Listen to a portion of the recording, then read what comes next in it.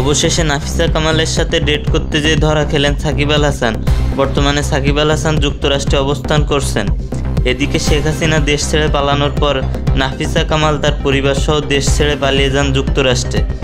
নাফিসা কামালের বাবা হলেন বাংলাদেশের বড় রাজনীতিবিদ মোস্তফা কামাল ওরফে লোটাস কামাল। নাফিসা কামালের বাবা লোটাস কামাল বাংলাদেশের সাবেক অর্থমন্ত্রী এবং আওয়ামী লীগের বড় বোয়াল মাছ। তিনি অর্থমন্ত্রী থাকাকালীন প্রচুর টাকা আত্মসাৎ করেছেন এবং বিদেশে পাচার করেছেন। নাফিসা কামাল একজন ক্রিকেট প্রেমী। তিনি হলেন বিপিএলের কুমিল্লা ভিক্টোরিয়ান্সের মালিক। সেই সুবাদে সাকিব আল হাসানের সাথে তার পরিচয়। নাফিসা কামাল একজন বাংলাদেশের অনেক বড় বিজনেস ওম্যান। তার টাকা পয়সার কোনো অভাব নেই। ৩৫ বছর বয়সী এই তরুণীকে এবার সাকিবের সঙ্গে যুক্তরাষ্ট্রের একটা হোটেলে দেখা গেছে, যেখানে দেখা গেছে নাফিসা কামাল মুখ লুকাচ্ছেন। যদি তারা ডেট করতেই না যাবেন তাহলে মুখ লুকাচ্ছেন কেন নাফিসা কামাল? এদিকে সাকিবেরও টাকা পয়সার অভাব নাই, তিনিও অনেক বড় একজন বিজনেসম্যান।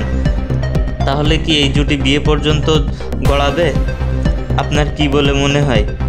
তাহলে কি শিশির ভাবিকে ছেড়ে এবার নাফিসা কামালের সাথে ঘর বাঁধবেন বাংলাদেশের ক্রিকেটার কিংবদন্তি সাকিব আল হাসান? প্রিয় দর্শক, আপনার কি মনে হয়? অবশ্যই আপনার মতামত জানাবেন কমেন্ট বক্সে। ধন্যবাদ সবাইকে।